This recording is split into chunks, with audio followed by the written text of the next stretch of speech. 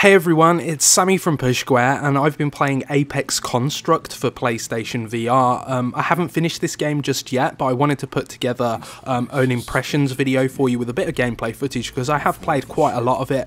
I feel quite comfortable talking a lot about it in detail, and I'm going to get into my impressions in this video. Please do remember to like the video and subscribe to the channel for more PlayStation VR content, and with that said, I'll get into it.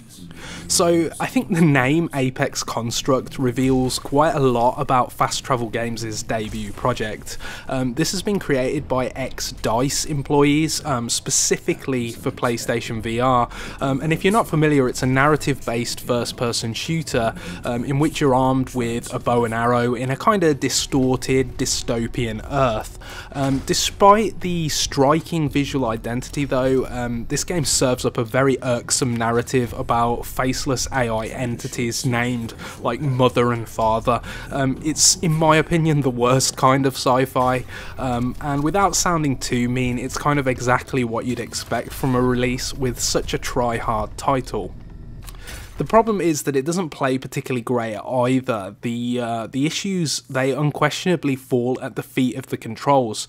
So with a PlayStation Move motion controller in each hand, you're free to use each appendage individually. You know, you can pick up objects and investigate them by rotating them in front of your face.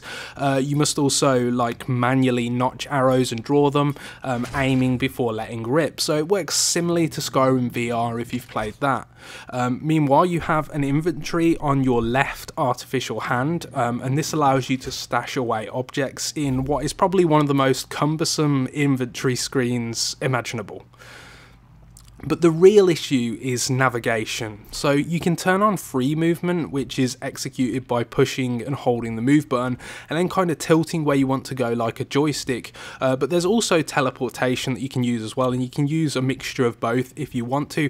Now, both of these options are absolutely fine when you're just solving puzzles, but you just don't have anywhere near enough control during combat, and this can lead to difficulty spikes where you're getting flanked and totally overwhelmed. There's a shield on your bow which helps, but you're still going to take a lot of damage, and there's no like health restoration. You have to buy sort of cans of soda which restore your health, so that can be quite slow. And honestly, it wouldn't be a problem if hitting enemies wasn't so darn difficult. But even though I've become a skilled archer in about 4 or so hours with the title thus far, the game can be just downright unfair.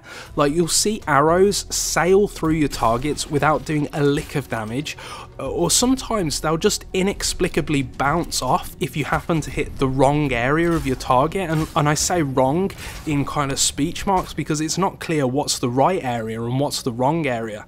It's just absolutely infuriating, and it's honestly, I mean honestly, it's caused me to rage quit on a couple of occasions, despite the combat actually being fairly scarce throughout the campaign.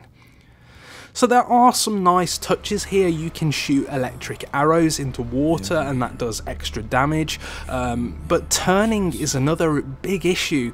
The game tells you to press triangle and flick in the direction you want to rotate, which would be fine if triangle wasn't also used for full 180-degree rotations. So it's simply not reliable. You never really turn where you want to, and while you can turn on a motion sickness inducing smooth rotation option, there's no way to use the same buttons for the more comfortable incremental turning. So you have to either flick and hold triangle, which doesn't always work, or you have smooth rotation on and you can use X and circle to rotate left and right. It just feels really shoddy. They could have done so much better controls with the options that they've got available in the game itself, and they just don't use them very well at all. And honestly, that's a shame, because I think beyond the cliched storytelling, there's a really strong sense of visual identity here. The world is kind of cartoony, but it's also very detailed, and it looks excellent on the PS4 Pro in particular. And there are also some really cool ideas, like there are computer terminals which you have to use interactive keyboards on to hack into the file structure and open up documents. It's more simplistic than it sounds, but it makes you feel like you're a cool hacker that's accessing documents that you shouldn't be opening. And many of these segments are essential for solving puzzles as you hunt for key codes that can be used to open up locked doors and stuff like that. But it's like I say, it's the controls that are the real mood killer, and honestly they've kind of delayed my review because I haven't finished the game yet, because I did rage quit on a couple of occasions. For once, it's not the accuracy of the move ones that's the problem, it's the simple implementation of them. You know, motion controls are amazingly immersive in virtual reality, and I love using them. I do think there are improvements that could be made with the move, but that's for another discussion. I think the problem here is when you've got a solution that leaves you wanting to use the DualShock 4, then you've got it completely wrong. I'm going to persevere with this game because I feel obliged to bring you a full review, and you'll find that on pushsquare.com in a few days. But honestly, I'm not having a brilliant time with it. I like some elements of it, but the controls are just doing my head in. So yeah, please let me know what your thoughts on Apex Construct are in the comment section below. Remember to like and subscribe to the channel if you're so inclined. Sorry that this review or impressions have been a little bit negative, but I was getting really frustrated with this game last night. But yeah, that's it. Thank you so much for watching.